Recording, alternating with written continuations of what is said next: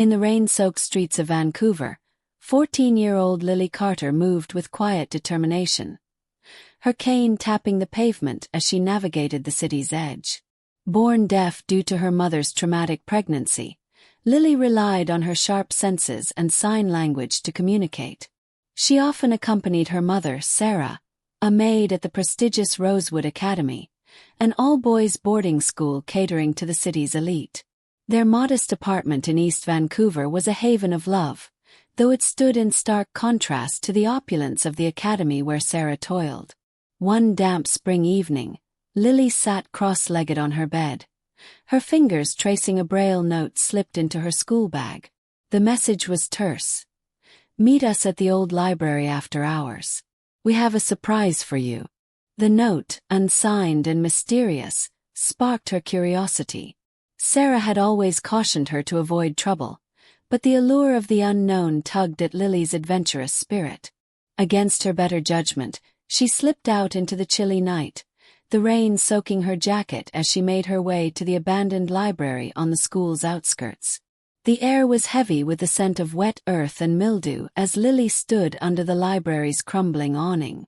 Her heightened senses caught the faint vibrations of footsteps, quick, deliberate, and heavy. Before she could react, two figures emerged, their voices muffled but sharp with malice. "You think you can ruin us?" one hissed, his tone cutting through the rain. Lily, unable to hear clearly, shook her head in confusion, her hands signing rapidly to explain she hadn't betrayed anyone. But the boys, their faces obscured by hoods, were convinced she'd exposed their secret. "You'll regret crossing us," the second boy snarled, his voice vibrating through the ground. Panic surged as Lily felt a sharp blow to her side, a wooden bat striking with force. She crumpled, helpless, as the boys dragged her into the library's shadows. There, in a cruel act of domination, they violated her, stripping away her innocence. Their laughter echoed in her mind, one sneering, "No one will believe a deaf girl. You're nothing." As Lily's consciousness faded, they abandoned her in a nearby alley, certain she'd never speak of their crime. Unknown to them, Mr. Harris, an elderly groundskeeper with a limp from years of service, was patrolling nearby. His flashlight caught a faint movement, and his heart sank as he recognized Lily, the kind girl who often helped her mother. Horror gripped him as he knelt beside her battered form, calling for an ambulance while cradling her, praying she'd survive the night. 17 years later, in a sleek Vancouver penthouse, Cassandra Reed sat alone, the city's skyline glittering beyond her floor-to-ceiling windows. At 34, she was a formidable figure, leading a clandestine network trafficking rare artifacts stolen from museums and private collections. Her polished exterior masked a burning obsession with vengeance, rooted in a childhood trauma. At 10, Cassandra had been bound to a chair in a dimly lit warehouse, watching helplessly as Victor Hale, a rival smuggler, executed her mother. Hale's men had laughed as Cassandra's pleas echoed, her mother's final words searing into her soul. "Live, Cassandra. Make them pay." Now, Cassandra was ready to fulfill that vow. With Hale dead from a heart attack, her target shifted to his son, Ethan, who had rejected his father's criminal empire for a quiet life as an architect. Cassandra had orchestrated Ethan's romance with her brother, Daniel, years ago, ensuring their bond grew deep, all while plotting Ethan's downfall. Her plan was meticulous, her hatred blinding her to Ethan's innocence. On Daniel and Ethan's wedding night, Cassandra played the doting sister, toasting their union with a practiced smile. The reception sparkled with joy, but as the night deepened, her hired men stormed the couple's hotel suite. Ethan, pinned at gunpoint, pleaded, "Take anything, just spare us." Cassandra, her voice distorted by a device, stepped forward. "This isn't about money," she said coldly. "This is for your father." The gunshot echoed, and Ethan collapsed lifeless before Daniel's horrified eyes. As Cassandra fled, Daniel noticed her bracelet, a unique silver piece she'd worn at the wedding. The realization struck. His sister had orchestrated his husband's murder. Overwhelmed, Daniel fainted, his world shattered. 3 weeks later, Cassandra sat in her penthouse, the city's lights casting long shadows across her marble floors. Her victory felt hollow, a bitter aftertaste to the revenge she'd craved for decades. Ethan's death had not erased the pain of her mother's murder. Instead, it deepened the void within her. She stared at a faded photograph of her mother, her fingers trembling as she traced the familiar smile. Was it worth it? She wondered, the question gnawing at her. But remorse was a luxury she couldn't afford, not when her empire demanded her focus. Daniel's confrontation came like a storm.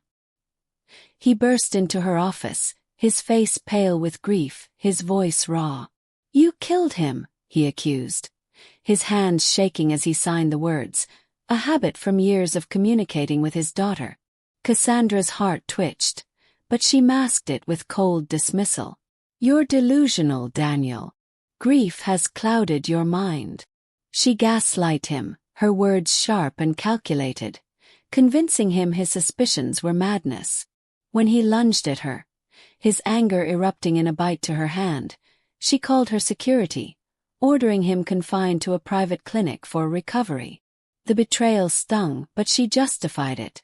Daniel was a threat, a loose end that could unravel her empire. Daniel, however, was not so easily silenced. He escaped the clinic, slipping into Vancouver's underbelly with a forged identity. Adopting the name David, he took a job as a maid at Rosewood Academy, determined to protect his daughter, Lily, born deaf due to the trauma of his pregnancy. Lily grew into a resilient, kind-hearted girl, her gentle nature a beacon in their modest life. She assisted her father with cleaning duties, her hands swift and precise, earning quiet respect from the staff. Yet Daniel's heart ached with guilt. He'd brought Lily to Rosewood, a place of privilege and hidden cruelty, hoping it would be safe. Meanwhile, Cassandra lived in a sprawling estate on Vancouver's North Shore, her wealth a stark contrast to her fractured family. Her son, Julian, a 16-year-old consumed by resentment, bore the weight of her absence and the bitter divorce from his father, a once prominent lawyer who'd abandoned them. Julian's anger simmered, fueled by Cassandra's cold indifference. One stormy evening, he stumbled upon her hidden artifact stash in a locked basement vault, mistaking the ancient trinkets for valuables. Desperate for control, he began selling them on the black market, the thrill numbing his pain. When Cassandra discovered his theft, her fury was unrelenting. She beat him with a leather belt, her screams echoing through the mansion. "You're a disgrace," she spat, locking him in his room for days. Unable to cope with his rebellion, she sent him to Rosewood Academy, hoping its strict environment would break his defiance, unaware it would set the stage for greater tragedy. At Rosewood, Julian found a kindred spirit in Noah, a cunning student with a cruel streak. Together, they ruled the school, using Cassandra's wealth to intimidate classmates.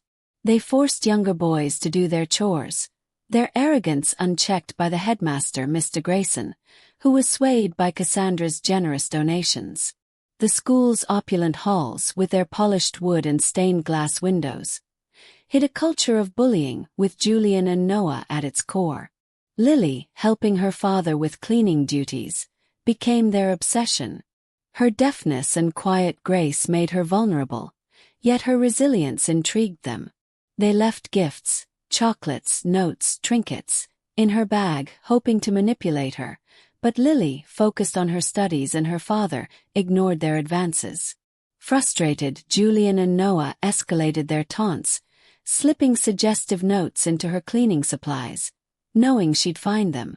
Their actions were a twisted game, fueled by boredom and a need for control. One fateful day they made a grave mistake. In their haste, they left a stolen artifact, a jade amulet, among the trash Lily sorted. When she discovered it, her fingers tracing its intricate carvings, she set it aside, intending to turn it over to her father. Julian and Noah, spotting the amulet in her hands, panicked, fearing she'd expose their black market dealings. Though Lily hadn't reported them, they confronted her in the school courtyard, accusing her of betrayal. "You think you're clever, don't you?" Julian sneered, his voice dripping with menace. Lily, unable to hear, signed her confusion, but Noah shoved her, knocking her to the ground. That night, they lured her to the old library, where their rage exploded into violence. They attacked her with fists and a bat, their cruelty culminating in a brutal assault that left her broken and bleeding. "You'll never talk," Noah laughed, mocking her silence. Abandoning her in the alley, they believed their secret was safe. But Mr. Harris's timely intervention saved Lily's life, his flashlight cutting through the darkness as he called for help. Lily survived, her body bruised but her spirit unbroken. In the hospital, Mr. Harris sat by her side, his weathered face etched with sorrow. "You're a fighter, kid," he signed, his hands slow but deliberate, urging her to seek justice. Daniel, devastated by his daughter's suffering, vowed to protect her, his heart heavy with guilt for bringing her to Rosewood. He held her hand, his tears falling silently as he promised to make things right, though he felt powerless against the wealth and influence of the school's patrons. Lily's memories of the attack were fragmented, blurred by pain and trauma. She lay awake at night, her mind replaying the vibrations of their blows, the cruel laughter she felt rather than heard. During a stormy Vancouver night, as thunder shook their small apartment, her memories returned in vivid flashes. She recalled Julian's sneering voice, Noah's mocking tone, the weight of their fists. The clarity was both a gift and a burden, fueling her resolve. With Mr. Harris's guidance, she devised a plan to haunt her attackers, her silent presence a weapon of fear. She began appearing at school events, sports matches, assemblies, dining halls, standing motionless, her cane tapping softly, her unseeing eyes seeming to pierce their souls. Her quiet strength unnerved the entire school, whispers spreading about the ghost girl who refused to be forgotten. Julian and Noah, racked with guilt, unraveled.